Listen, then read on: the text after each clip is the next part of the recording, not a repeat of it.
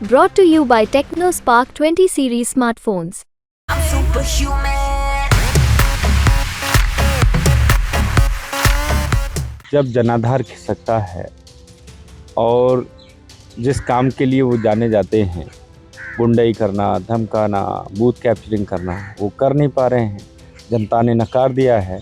जनता मोदी जी के कामों पर मोहर लगा रही है, मोदी जी के साथ खड़ी है।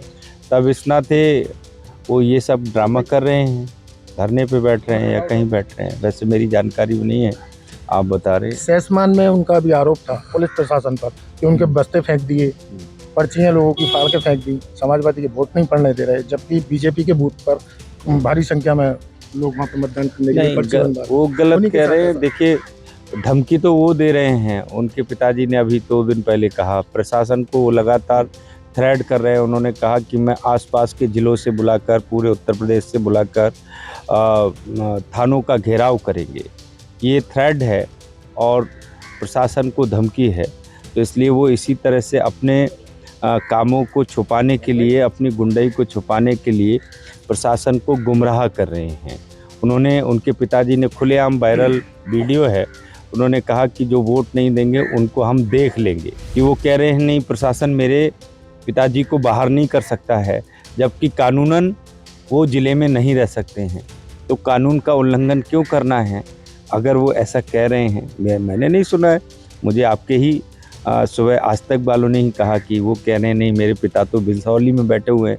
पोलिंग वाले दिन वो यहाँ क्यों बैठेंगे? बधाई लोकसभा प्रत्याशी दुर्विजय साक्ष जी हमारे साथ में बात करने के लिए मौजूद हैं। इस समय वो बूथ का मुआयना करने आए हैं अपने कुछ साथियों के साथ। हम उनसे जानेंगे जिस तरह से समाजवादी पार्टी आदित्य यादव विपक्ष में खड़े हुए हैं, अभी वो धरने पर बैठ गए, कैसे देखते हैं? इसके लिए क्यों धरने पर बैठे हैं? देखिए, जब जनाधार खिसकता है और जिस काम के लिए वो जाने जाते हैं, गुंडाई करना, धमकाना, बूथ कैप्चरिंग करना, वो कर नहीं पा रहे हैं। जनता ने नकार दिया है। जनता मोदी जी के कामों पर मोहर लगा रही है, मोदी जी के साथ खड़ी है। तब इस नाते वो ये सब ड्रामा कर रहे हैं, धरने पे बैठ रहे हैं या कहीं बैठ रहे हैं। वैसे मेरी जानकारी भी नहीं है, आप बता रहे। सहसमान में उनका भी आरोप था पुलिस प्रशासन पर कि उनके बस्ते फेंक दिए, पर्चियां लोगों की फाड़ के फेंक दी, समाजवादी के वोट नहीं पड़ने दे रहे, जबकि बीजेपी के बूथ पर भारी संख्या में लोग वहाँ पे मतदान करने के लिए पर्ची बनवा रहे। वो गलत कह रहे हैं। देखिए, धमकी तो वो दे रहे हैं। उनके पिताजी ने अभी 2 दिन पहले कहा, प्रशासन को वो लगातार थ्रेड कर रहे हैं। उन्होंने कहा कि मैं आसपास के ज़िलों से बुलाकर, पूरे उत्तर प्रदेश से बुलाकर थानों का घेराव करेंगे।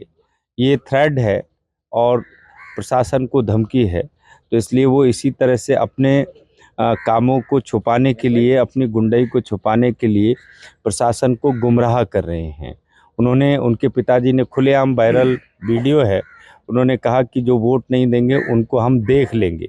ये धमकियां वो दे रहे हैं, हम लोग कोई नहीं कर रहा है, ना ही प्रशासन कर रहा है।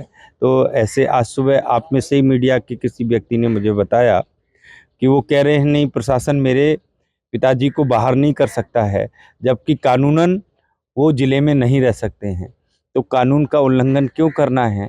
अगर वो ऐसा कह रहे हैं, मैंने नहीं सुना है, मुझे आपके ही सुबह आज तक वालों ने ही कहा कि वो कह रहे हैं नहीं, मेरे पिता तो बिजनौली में बैठे हुए हैं।